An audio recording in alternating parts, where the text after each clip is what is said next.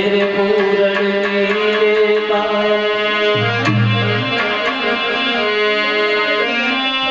कोश में सुमित में स्वरी और सिद्धि करे काम पारी वर्णन के प्रथम बोल सिया वरदान भजन भागे तुम्हें और हे देवन हे देव कृपा कृष्ण ने कीजियो कैलाशपति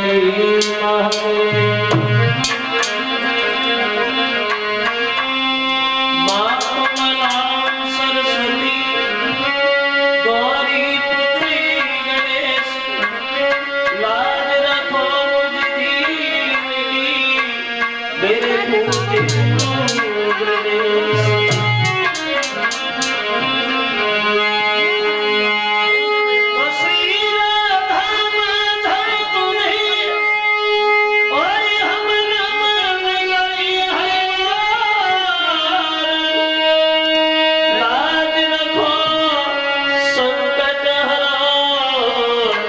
मेरे नाम लगाइयो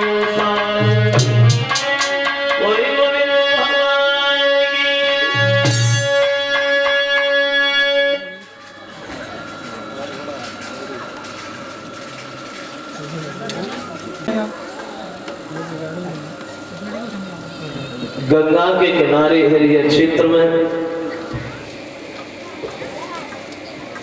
महाराज सोची सनकादिक ऋषियों को कथा श्रवण करा रहे हैं।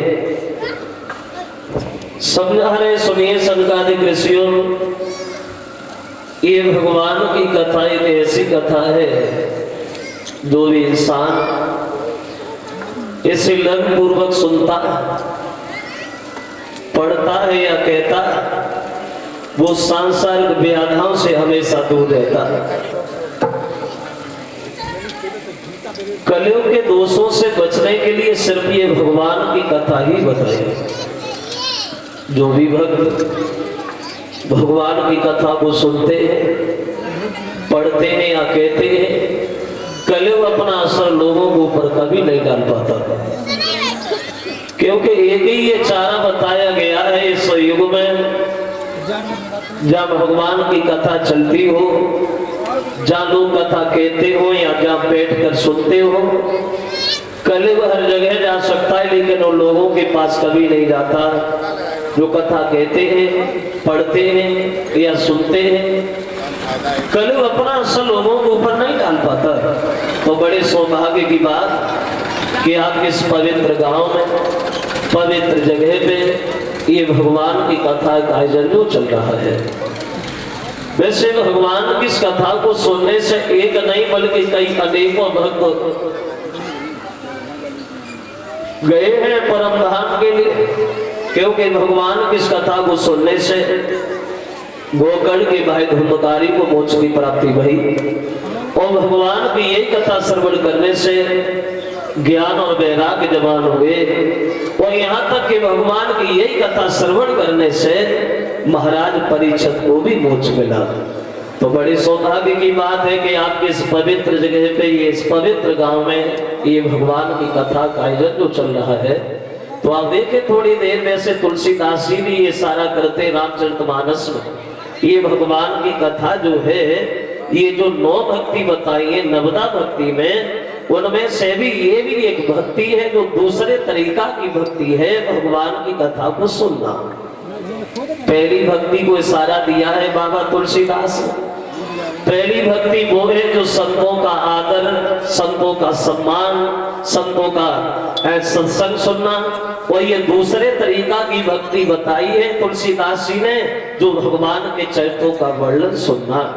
यानी पहली भक्ति संतों का सम्मान करना, और दूसरी भक्ति बताई है जो भगवान के चरित्रों का वर्णन सुनना।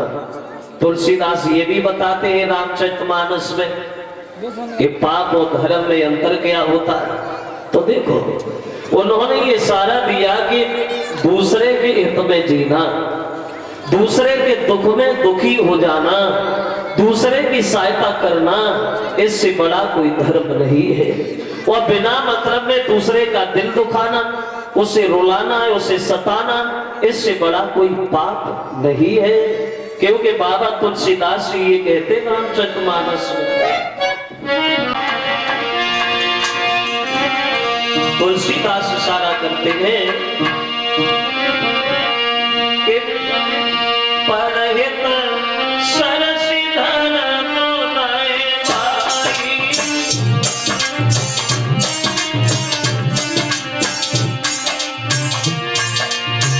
कहते हैं तुलसीदास परहित सरसिधर मोनाए भाई, पर पीला समनाए अधिमाई सिया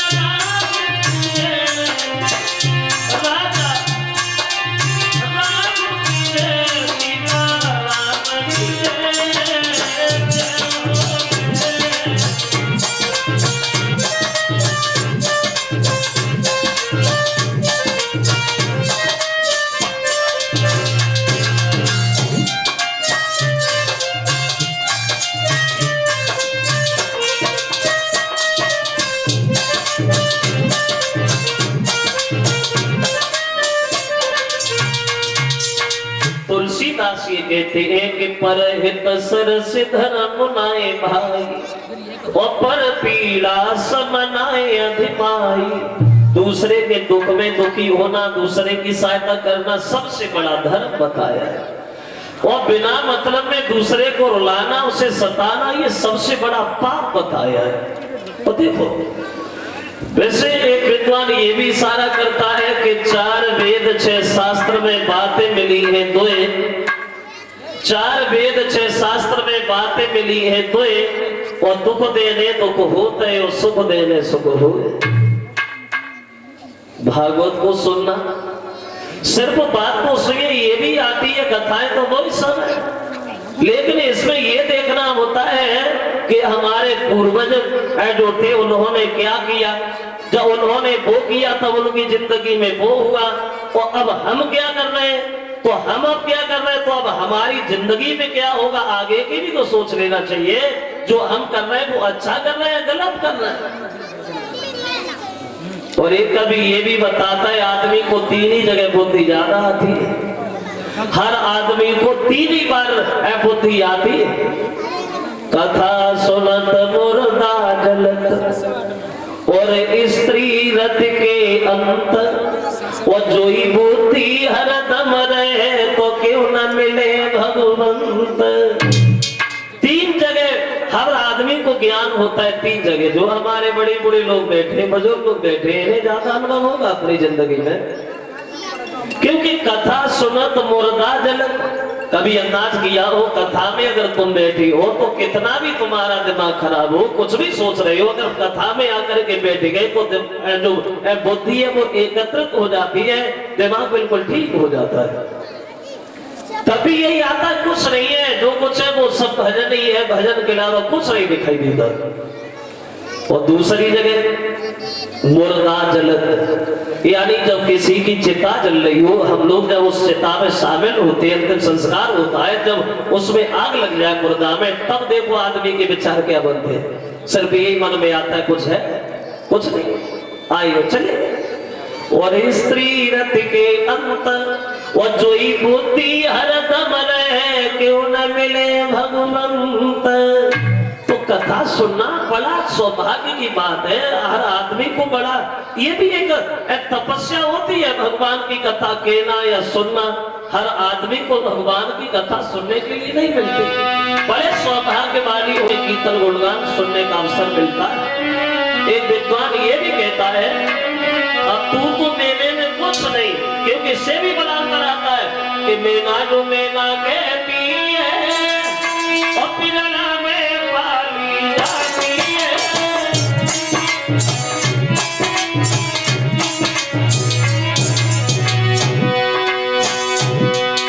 देखो मेना, वैसे मेना एक पक्षी हुआ करता है, पक्षी तो मेना के मुंह से बड़ा सीन स्वभाव से, उसकी बुद्धि से, उसकी जुबान से बड़ा अच्छा मीठा शब्द निकलता है कि मैं ना यानी मैं कुछ नहीं हूं। हर आदमी उसे बड़े सम्मान से घर पे रखता, उसे पालता है। लेकिन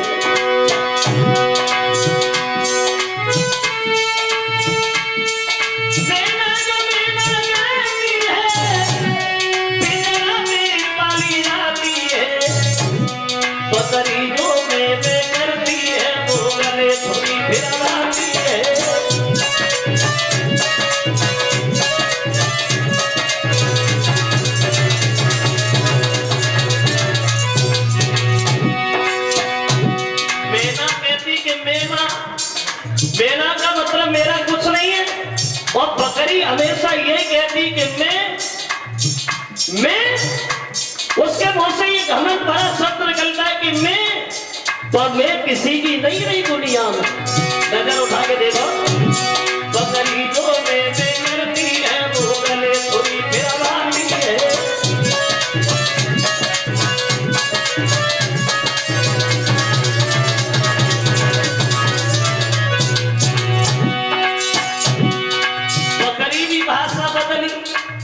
कब बदली? उसे काटा गया, फिर उसकी आंख निकाली गई, फिर उसी आंख से ताक बनाई गई। वो उसे दुनिया को दी जाती है जो रजाई भरता है। कहने का मतलब ये है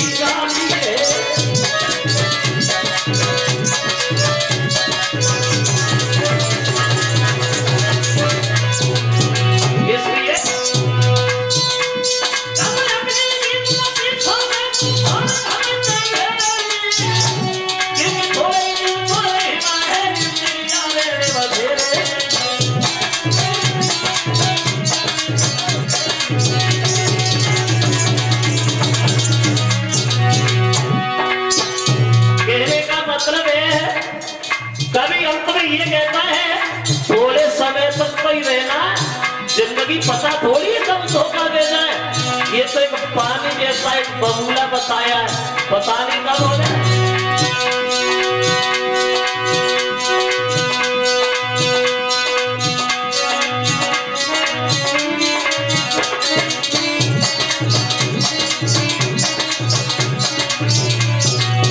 इसलिए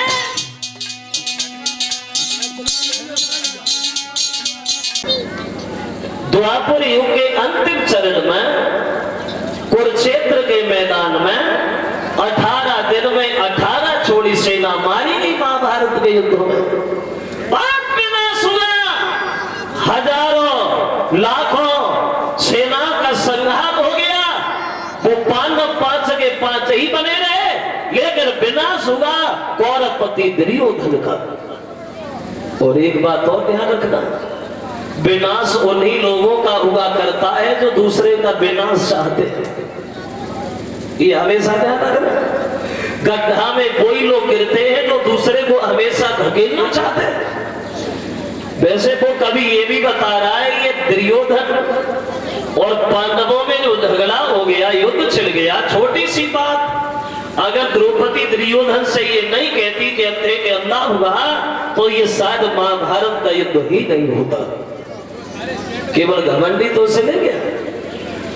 तुम अपने पिता से पिताजी भी कह सकते हो, केवल भाषा ही तो है। और उन्हीं पिता से तुम बाप भी कह सकते हो, और उसी जीव से तुम अपनी मां का पति भी कह सकते हो। लेकिन अंतर तो सब में अलग है। बात एक ही, लेकिन अंतर अलग है। क्योंकि ये भाषा जो होती है, जीव, इस भाषा से बहुत बड़ा अंतर आता है। रसना, जिसकी रसना में रसना है, उसका दुनिया में क्या बसना है कि उसे हमेशा चक्कर में ही बसना। तो इसी दुर्योधन के छोटी सी बात के कारण जो द्रौपदी ने अंधे का लाल कह दिया, छोटी सी बात, इतना बड़ा विवाद बना जो कुरुक्षेत्र के मैदान में महाभारत के युद्ध में 18 हुआ कौरवों के राजा दुर्योधन का, और वो पांडव पांच के पांच ही बने गए। जब दुर्योधन के सारे भाई मारे गए श्रोता बंधु, अकेला दुर्योधन बचा है, तो उसने अश्वत्थामा को तलवार दी है, ये कहा कि तू हमारा मित्र है और मित्र का ये फर्ज है कि अपने मित्र की सहायता करना। तू आज सोते हुए पांडवों के सर काट के हमारे सामने ला, तो अब हमारे दिल में तसल्ली आई। अब देखो, रात के अंधेरे में अश्वत्थामा चला है पांडवों का वध करने, लेकिन इधर कन्हैया विचार करते हैं अगर इसने ये पांडवों को मार दिया तो हमारा वचन फीका पड़ जाएगा, क्योंकि हमने तो द्रौपदी को ये वचन दिया है कि हम अपने जीते जी द्रौपदी को स्वागत देखना चाहते हैं। तो उन्होंने अपनी एक चाल चली, जब पांडव सो रहे उनके डेरों पे पांडवों के बच्चों को लिटा दिया और बच्चों वाले डेरों पे पांडवों को सोते सोते पहुंचा दिया। तो अंधकार में अंधेरे में नहीं समझ पाए अश्वत्थामा और सोते हुए पांडवों के बच्चों के ही सर काट के चला गया। सवेरा हुआ, खबर मिली है तो द्रौपदी भागी भागी गई, बच्चों की लाश देखी तो पछाड़ खा के गिर गई। और जब कन्हैया अर्जुन वहां गए तो अर्जुन को कन्हैया को देख करके द्रौपदी बोली, महाराज एक बात बताओ श्याम, तुम्हारे होने और हमारे पास न होने से हमें तो कोई फायदा है न। बोले क्यों? जवाब दिया, तुम्हारे होते हुए भी हमारे बच्चे मारे गए। तो कन्हैया बोले, बहन सच तो ये, अगर ऐसा न होता तो जहां तुम अपने बच्चों की लाशें देख रही हो या तुम्हारे पतियों की लाशें पड़ी होती, लेकिन अर्जुन से ये नहीं देखा गया। अर्जुन को क्रोध आ गया, धनुष उठाया, बोले द्रौपदी अब रोने की बात तो छोड़ो, बच्चों को मारा है, जितना दुख तुम्हें है उतना ही दुख आज हमें है, क्योंकि हम भी इनके पिता है। तो आज एक बात हम तुमसे कह रहे हैं, ये शाम जो है तब वापस लौट के आएगी जब उस कमीन को तुम्हारे सामने खड़ा कर दूंगा जिसने हमारे बच्चों का वध किया।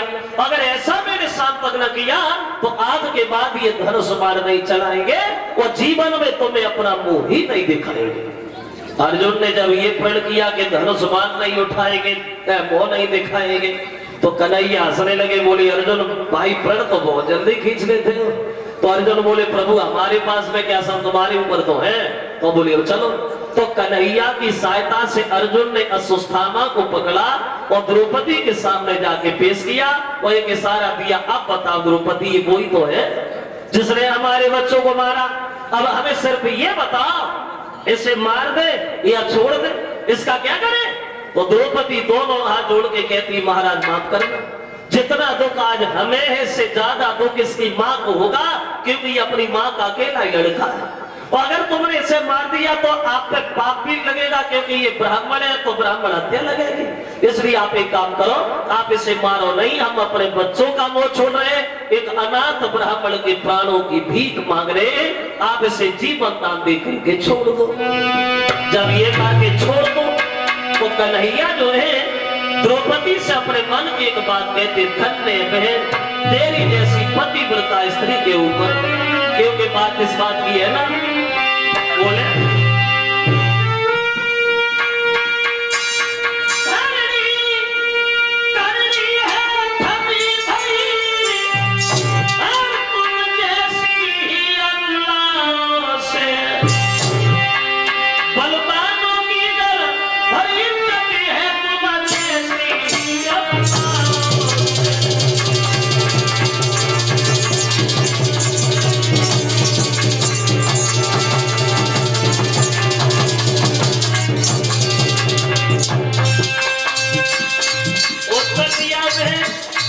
सच तो ये है, अगर ये पृथ्वी टिकी है तो तुम्हारी जैसी अपना के ऊपर बाघों का सम्मान है, तो तुम्हारी जैसी पतिव्रता स्त्री के ऊपर।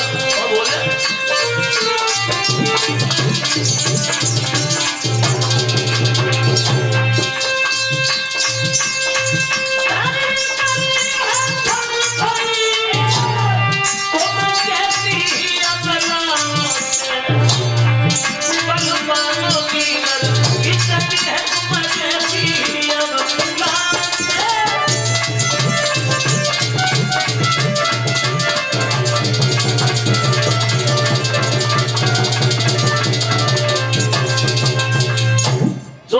शब्द कहे, अब तो उन पांडवों ने उस अश्वत्थामा को छोड़ा और जब उसे अपमानित करके छोड़ दिया, लेकिन वो नीच अपनी नीचता से बिल्कुल बाज नहीं आया।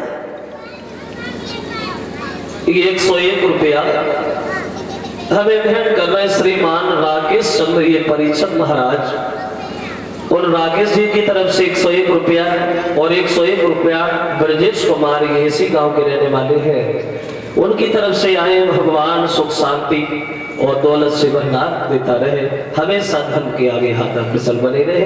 बोली गोविंद भगवान की। से बाज नहीं आया, उसने एक ऐसा शस्त्र छोड़ा जो गर्भवती स्त्रियों के गर्भ अंदर ही अंदर जलाने लगा। उसने ऐसा क्यों किया? देखो, उसने ऐसा इसलिए कर दिया श्रोता हो, क्योंकि तब जो महाभारत का युद्ध हुआ था, उस चक्रव्यूह की लड़ाई में अभिमन्यु का वध हो चुका था। अभिमन्यु मारे गए थे। तब उनकी पत्नी जो उत्तरा थी वो गर्भवती थी, तो उन पांडवों का वंश विधान करने के लिए उसने वो बाण चलाया। उसने ये नहीं सोचा कि पांडवों ने हमें मारा नहीं, हमें छोड़ा है, तो हमें ये पाप नहीं करना चाहिए। और एक बात तो है, जिसकी आदत जैसी बन जाती वैसी बनी रहती है। वो ऐसे लोग अपनी आदत में कभी सुधार भी नहीं लाते। इन लोगों की आदत सुधरती नहीं है। क्यों? अगर तुम बिलैया से जगह खूब बना के कहो कि तू चूहा मत खा, चूहा न खा, लेकिन वो नहीं मानेगी, भाग के खाएगी, क्योंकि उसकी आदत है चूहा खाने की।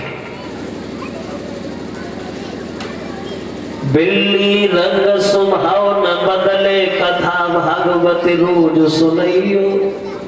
वो आंख ढाक कबम न होए, चंदन मलिया गिर के पास लगइयो।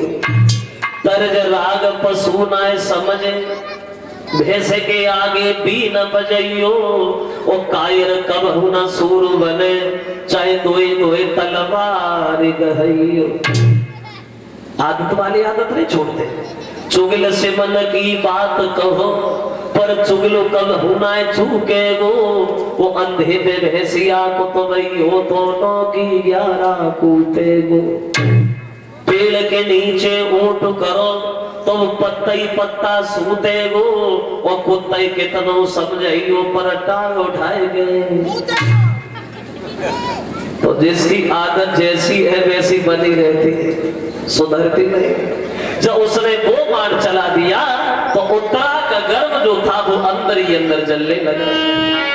और जब गर्भ अंदर अंदर जला तो उत्तरा भगवान कन्हैया के सामने जाकर के रोने लगी और बोली, हे श्याम सुंदर, ऐसा लगता है कि मेरा बच्चा अंदर ही अंदर जल रहा है।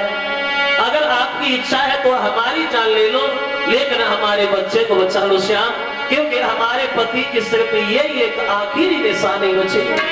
और वो उत्तरा भगवान कन्हैया से बोली, एक बेनती है नाथ हमारी,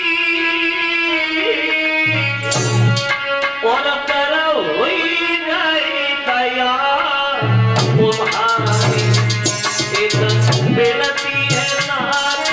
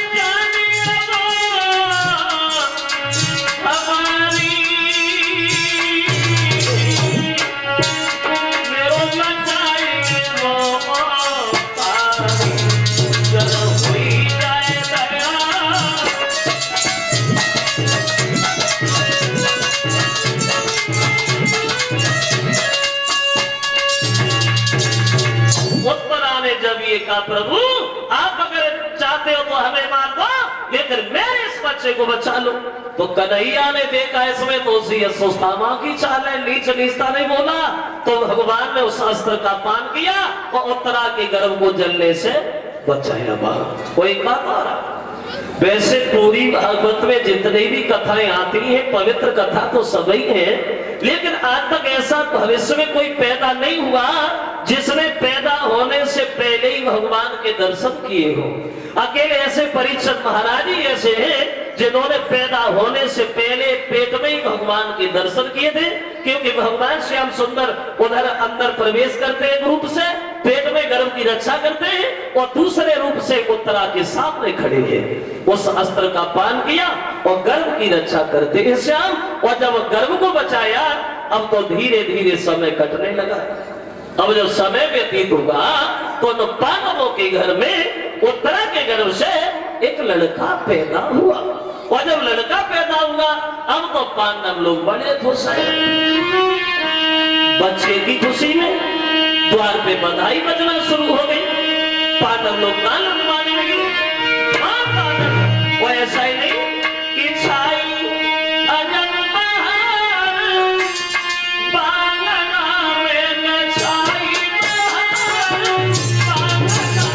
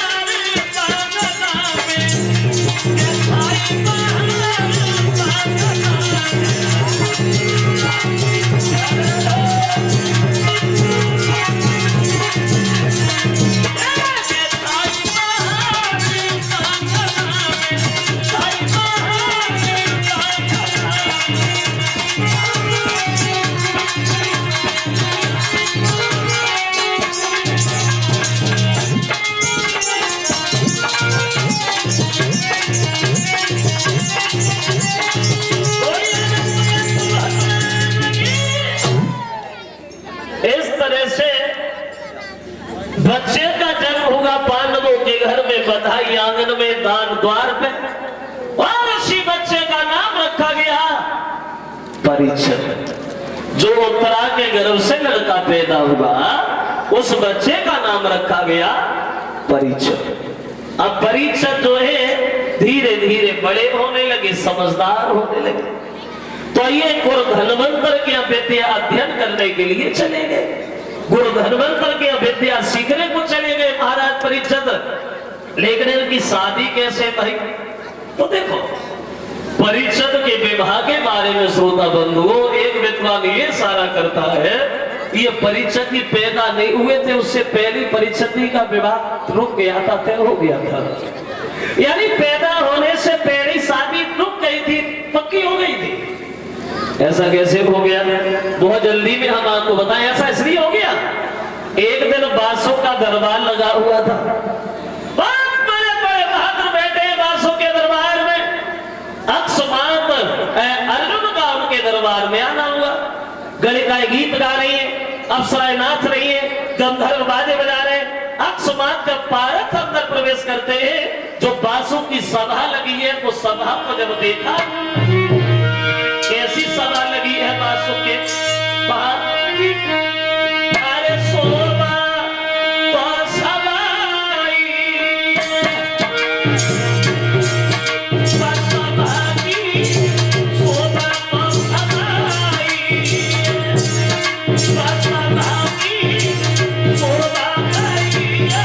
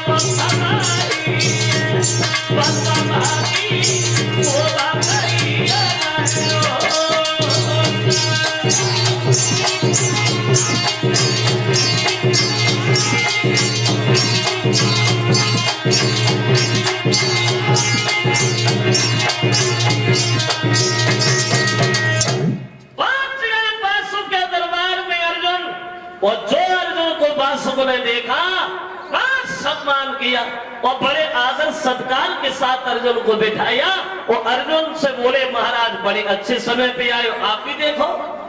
अब देख रहे दोनों बैठे बैठे सभा में नजारे क्या है। अकस्मात बासुक के मन में एक भावना बन गई और बासुक के मन में बात आई, चलो अर्जुन से कोई खेल ही खेल लिया जाए। वो अर्जुन से बोले, महाराज आपकी इच्छा है, चलो दरबार को देख लिया, कोई खेल ही हो जाए। क्या खेल खेलोगे बासुक? बोले खेल हम ये खेलेंगे गर्व के साथ, गर्व की बाजी। कैसी? बोले तुम्हें तो पता है मेरे घर में मेरी पत्नी को गर्भवती है, तुम्हारे घर में तुम्हारे लड़का की पत्नी वो भी गर्भवती है। हाँ, अगर हारने वाले के घर में लड़की और जीतने वाले एक लड़का हुआ तो वो हारने वाला अपनी लड़की की शादी उस जीतने वाले के घर करेगा। अर्जुन बोले, बासुक तुम्हारी बात तो ठीक है, लेकिन एक बात की बड़ा चिंता है। काहे की? बोले आप ये कह रहे हैं कि हारने वाले की लड़की और जीतने वाले के लड़का तो शादी उसके घर होगी, लेकिन बात इस बात की अगर दोनों घर में लड़की लड़की वहीं तो बोले सुनो, जीतने वाले की लड़की की जब शादी होगी तो हारने वाले की लड़की उसकी दासी बन के जाएगी, नौकरानी बन के जाएगी। बोली अगर दोनों लड़का हुए तो बोले वो भी सुनो, अगर दोनों लड़का होते ना तो जीतने वाले का लड़का राजा और जो हारने वाले का लड़का जो होगा वो उसका सेवक बनेगा, दास बनेगा। बोले बढ़िया है। अब दोनों जो है अर्जुन और बासुक जो है वो गर्व की सार खेलने को तैयार हुए। तो बासुक ने फांसे अपने हाथ लिए और बोले अर्जुन हम अपनी चाल चले। बोले हाँ चलो, दिल खोल के चलो। अब वो बासुक जो है वो अपनी बाजी लगाने के लिए आगे बढ़े, फांसे हाथ में लिए। वो ऐसा ही नहीं,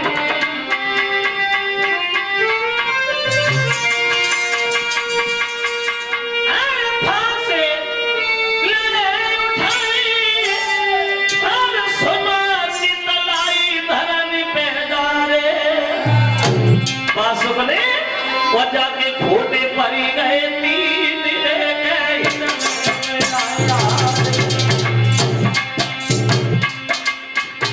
फांसे उठाए, बासुक ने चलाए। जब जमीन पे गिरे तो 3 फांसे खोटे पाए। बासुक का दिल दबने लगा। अर्जुन से बोले महाराज अब आप चलो।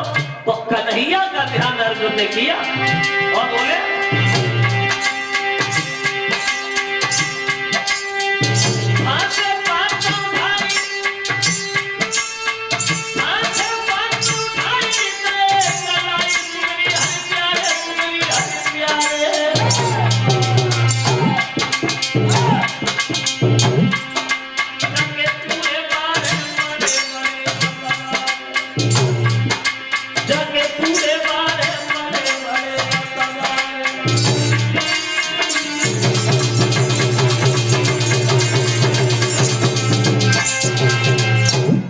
ने फांसी उठाई और चलाए, लेकिन अर्जुन से जो बासुक थी वो हारी गई। और जब सर्प बासुक हारी गए तो अब बासुक ने दोनों हाथ अर्जुन से जोड़ के कहा महाराज माफ करना, अब शर्त हमने लगाई थी, हम ही हारे गए। अगर मेरे घर में अगर लड़की होती है अर्जुन तो हम शादी निसंकोच तुम्हारे घर करेंगे। अब अर्जुन उधर अपने घर चले गए, बासुक अपने घर आए। अब घर तो गए लेकिन उदास बहुत है, मन में दुखी है। और दुखी होकर के बासुक जिस समय घर पे गए, पत्नी ने अपने पति को देखा तो बड़ा सम्मान किया, बहुत सम्मान से बोली। लेकिन जब चेहरा की तरफ देखा तो वो पत्नी अपने पति से सवाल करने लगी महाराज बोलो क्या कारण बन गया?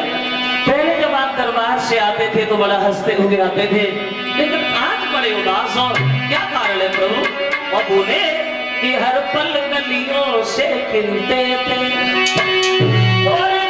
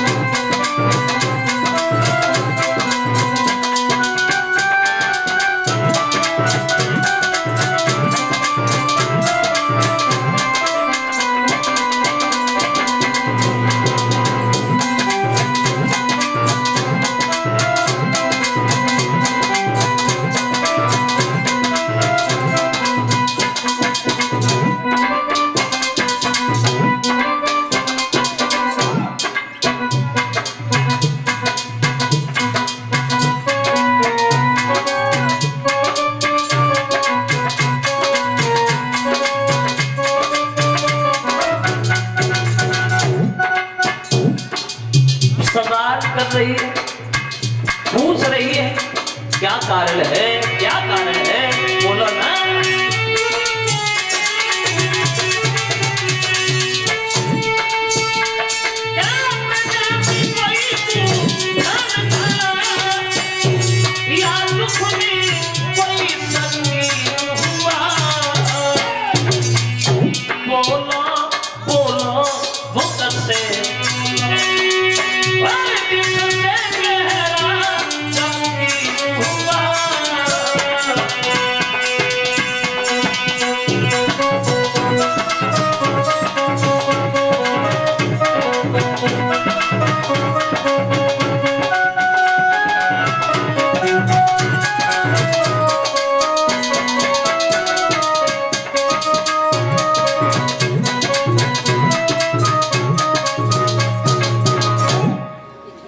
सवाल कर रही है, पहले में हमने बड़ा अंतर हो गया, फर्क हो गया, आखिर क्या कारण बन गया।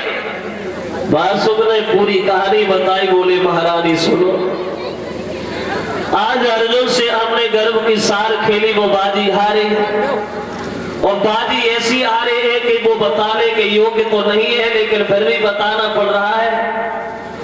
मैंने अर्जुन से ये कहा था कि हारने वाले के घर में लड़की हो, जीतने वाले का लड़का होगा, तो शादी उसी से करनी पड़ेगी। लेकिन अब चिंता वाली बात ये बन गई महारानी, अगर तुम्हारे कोई लड़का नहीं कोई लड़की होगी तो बड़ा चिंता की बात है, बड़ी चिंता खाई जा रही है। पत्नी बोली बस इतनी सी बात छोड़ो, देखो पहले तो हमारी लड़की होगी नहीं, हमें खूब पता है। पत्नी बोली पहले तो हमारी लड़की होगी नहीं, हमें खूब मालूम, अगर मेरे लड़की धोखा से हो भी गई तो आप चिंता ना करो। बोली कि जो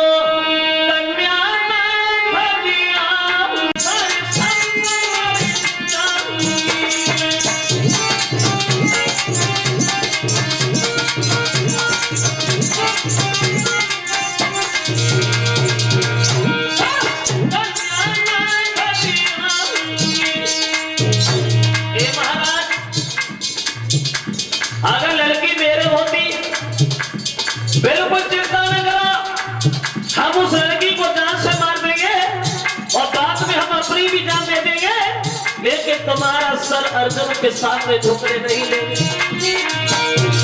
और बोली है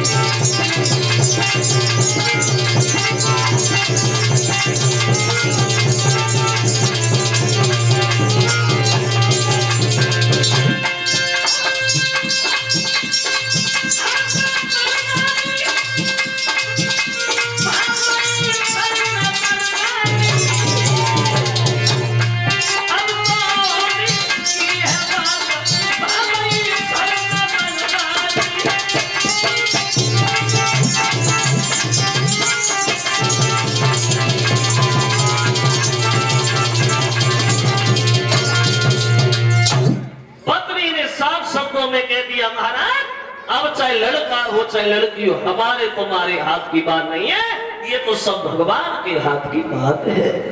अब धीरे धीरे समय कटने लगा, अब इधर तो अर्जुन के घर में उत्तरा के गर्भ से लड़का हो गया जिसका नाम परीक्षित रखा गया, और उधर बासु के घर में एक लड़की ने जन्म लिया। और जब लड़की पैदा भई तो बासु की पत्नी खूब रोई। अब क्या होगा? अगर ये बात मेरे पति को कहीं पता पड़ी गई तो वो तो मर ही जाएंगे, अब क्या करें? तो अपने पति की जान को बख्शने के लिए, बचाने के लिए उसने एक चाल चल सोचा। उस लड़की को घर में छुपाया और अपने पति को बुला के उन्हें बातों में बहकाया और उनसे ये कहा, अब आप चिंता न करो, ना तो मेरी लड़की हुई ना लड़का हुआ, मेरा गर्भ जो था वो खंडित हो गया। झूठ बोल दिया कि जो लड़का की बात थी तो ना लड़का हुआ ना लड़की, भाई मेरा गर्भ जो था वो खंडित हो गया। बासु ने कहा भला रहा, बीमारी कटी। अब बासु को तो पता नहीं है घर में लड़की, और लड़की की बात है वो छुपाए भी कब तक रहेगी। अब लड़की जवान होने लगी, बड़ी होने लगी, तो एक दिन घटना बासु के यहाँ से घटेगी। एक दिन उनकी कोई बेटी नवलते स्नान करके छत पे घूम रही है। अकस्मात बासु दरबार बंद करके घर पे चले। जो छत पे नगाह पहुंची तो खड़े होकर के सोचने लगे, मेरे घर में इतनी सुंदर ये लड़की कौन है? अब बासु को तो पता नहीं है कि हमारी बेटी है। और उनके दिल में एक अलग बात आई, ना तो हमने अपने घर में कोई रिश्तेदार बुलाई है और ना मेरे घर में इतनी सुंदर कोई नौकरानी, हम तो सब कोई, लेकिन ये है कौन? अब उन्होंने मन में एक बात, चलो होगा वो ठीक है, लेकिन अब इस लड़की को मैं अपनी पत्नी बनाऊंगा। गलत विचार बनेंगे। मन में सोचा कि इस लड़की को अपना पत्नी बनाऊंगा और अपनी स्त्री बना के घर में रखूंगा। जो ये सोचा तो सोचते सोचते उन्हें कोढ़ हो गया, पूरे शरीर से कोढ़ निकलना शुरू हो गया, कोढ़ी बन गई। बासु जब घर पे आए, पत्नी से पूछा, एक बात कहिए, एक बात बताइए, छत पे कौन घूम रहा है? तब बोली, महाराज माफ करना, ये किसी और की नहीं, आपकी बेटी है। तो बासु रोने लगे, बोले ये तूने क्या कर दिया? अब हम नहीं बचेंगे, मैंने गलत सोचा तो ये बीमारी लग गई, अब हमारा बचना मुश्किल नहीं, अब क्या करें? और अगर बचना है तो इस बीमारी का एक ही इलाज है, अगर कोई अमृत लाए, हम अमृत में नहाए तो ठीक हो सकते, अन्यथा हम बचेंगे नहीं। अब मुसीबत इस बात की खड़ी हो गई कि अमृत लाएगा कौन? क्योंकि अमृत का कुंड जो है वो पांडवों के घर में है, और हनुमंतर का चेला परीक्षित पहरेदारी में लगा। इंसान की बात तो अलग है, परिंदा भी पर नहीं मार सकता, तो अमृत लाएगा। तो लड़की बोली, पिताजी हमारी सुनो ना, हम लाएंगे और कौन लाएंगे? मेरी खातिर अगर तुम्हें बीमारी लगी है तो इस बीमारी का इलाज हम करेंगे। तो बासु अपनी बेटी को समझाने लगे, सोनी बिटिया की बात बासु ने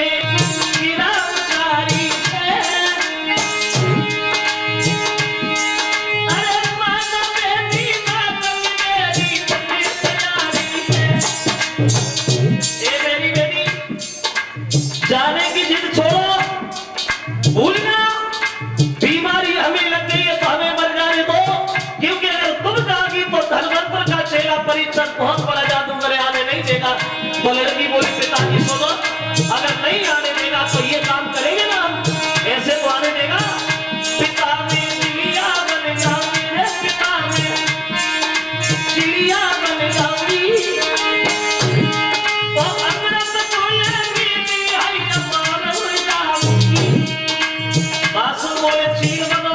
तो एक बात मेरी सुनो, लड़ीबू बाजू की बन जाए मोरे, लड़ीबू बाजू की बन जाए वो, अरे कोकुले पंजन की है अमर अपना है वो।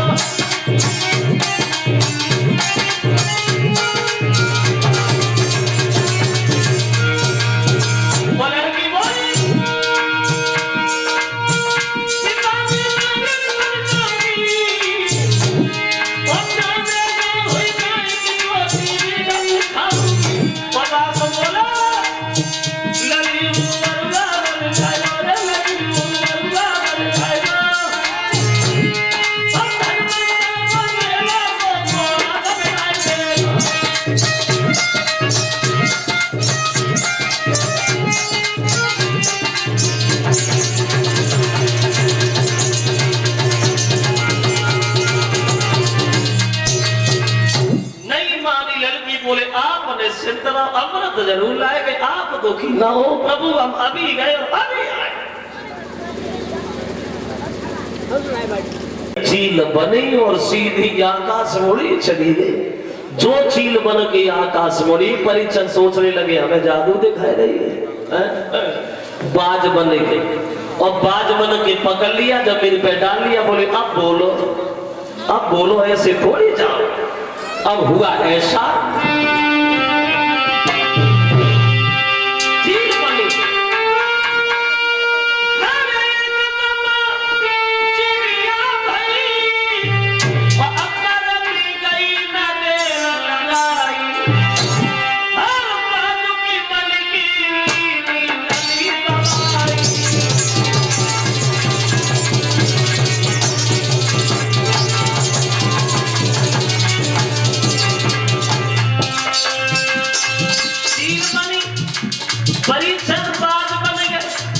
नागिन बनी, परिचन बरुआ बन गए नाचो, लेकिन जा नहीं पाओ। हुआ ऐसा,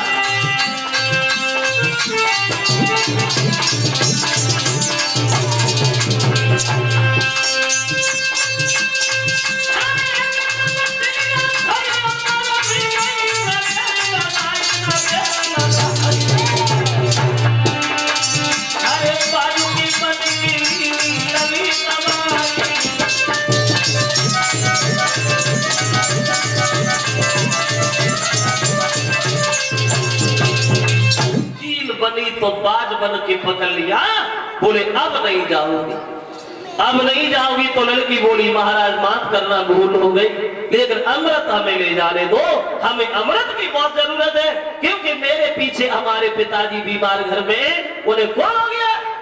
परीक्षक जी बोले अगर ये मुसीबत है तो फिर ले जाओ, लेकिन ऐसे फिर भी नहीं जाओगी। बोली कैसे जाएंगे, जवाब दिया तब जाओ अगर तुम हमसे ये कहा, अगर तुम हमसे शादी करो तो। वैसे नहीं। लड़की बोली महाराज जाने तो दो, आऊंगी, फिर आऊंगी। बोले पहले कसम खा के तो जाओ, तुम चली गई और नहीं आई तो हम किधर जाएंगे भैया, पहले कसम खा। तो लड़की बोली महाराज मेरी बात सुनो,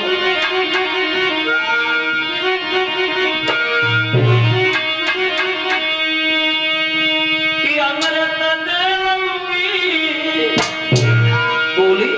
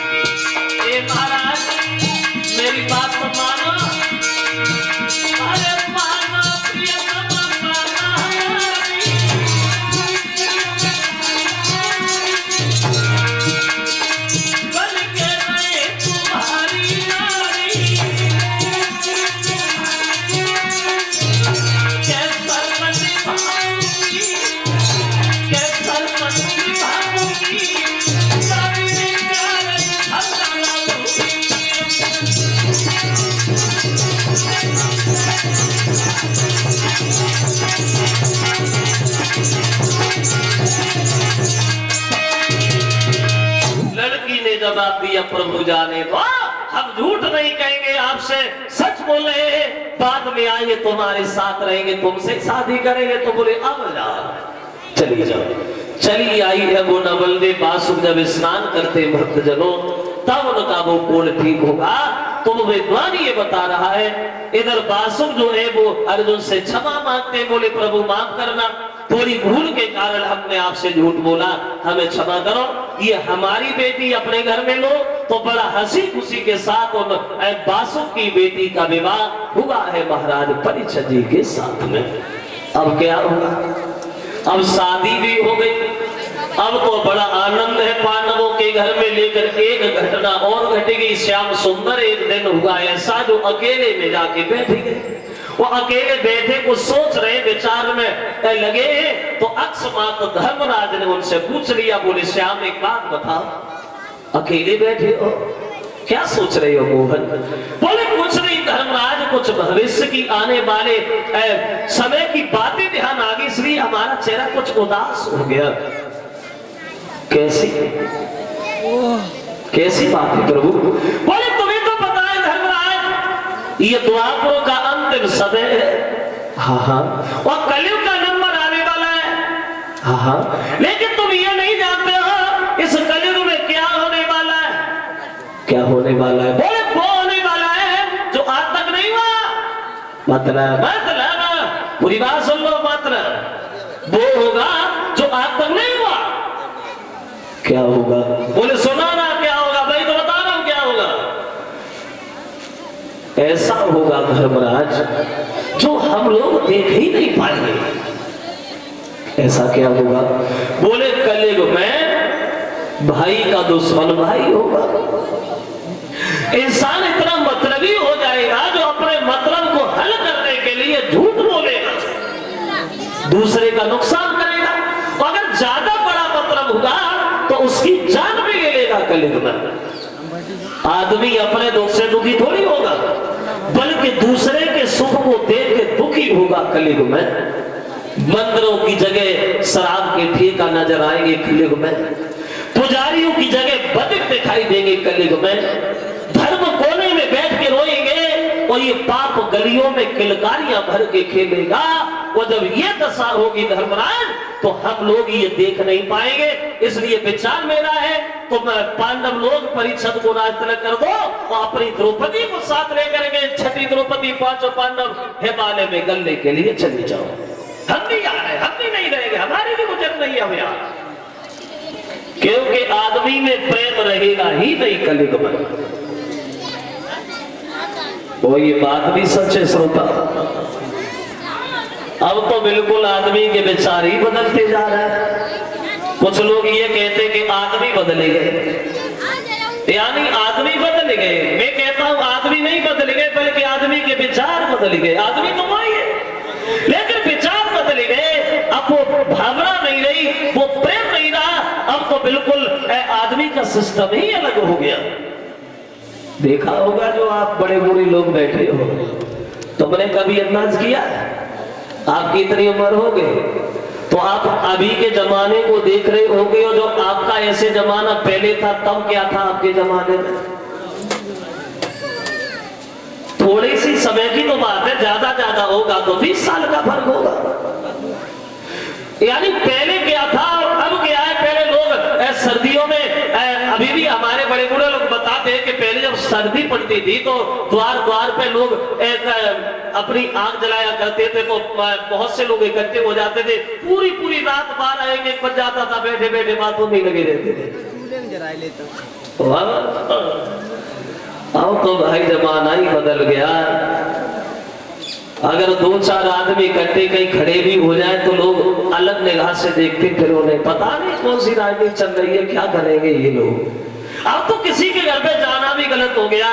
पहले आदमी में प्रेम था, प्रेम नहीं रहा। अब प्रेम नहीं है, किसी के अंदर भी देख लो, प्रेम नाम की तो चीज ही नहीं रही। अब प्रेम निकल गया, अब तो सिर्फ ईर्ष्या, सिर्फ घृणा रह गई। क्योंकि हम तुम्हें देख करके सुखी नहीं होंगे। अगर तुम्हारी दाल रोटी बढ़िया चल रही है तो हमारे दिल में कुछ गलत ही आएगा। तो भावना इसी से तो बदली है, विचार इसी को। आदमी तो वही है, आदमी तो वही है लेकिन विचार